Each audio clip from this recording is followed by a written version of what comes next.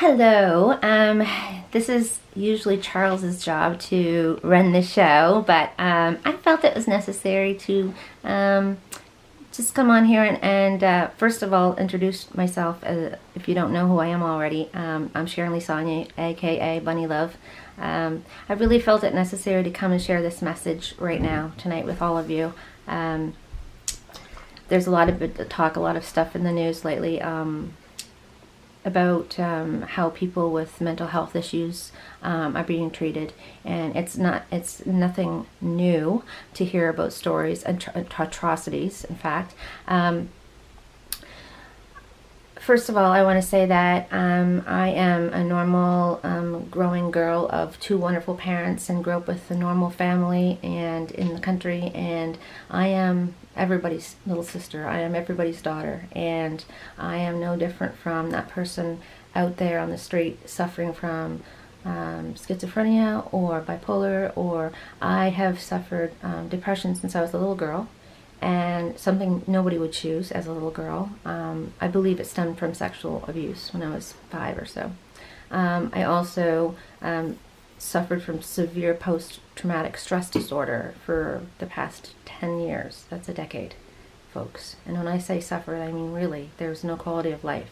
So, but my folks who are on the other side now are helping me with my own gifts as a medium, as an angel intuitive, which is what I do now, which I'm going to do for the rest of my life, to help others, to help heal, get them healing and guidance on their healing journey.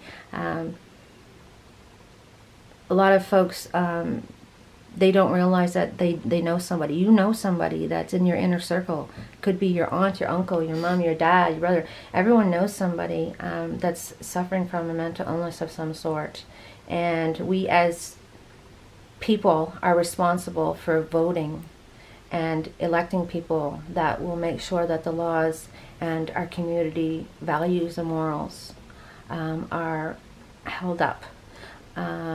How did you find out you had PTSD? I didn't know I had PTSD. Actually, I moved up to Toronto to, I had agents. I was going to beginning acting and modeling and music career up in Toronto. And I moved to a little spot outside of Toronto, and the propane plant caught fire and blew up, and they evacuated the city. And because I just moved there the day before, they didn't know I was actually there. So they left me behind by mistake. And so I was surrounded by all the fire and explosions, and there were actually firefighters that lost their lives there that day. I don't actually remember coming back to Fredericton. I don't know how I got my dogs and my cats. Well, I do know it's the grace of angels and God that got me here safe, because I don't remember coming back to New Brunswick at all. How, you mentioned government. What do you believe the government should do? First of all, I believe more programs should be available. I believe that the stigma with mental health has to be removed. I also believe that people that are living in the system should be encouraged to better themselves, and I also believe they shouldn't be penalized if they are.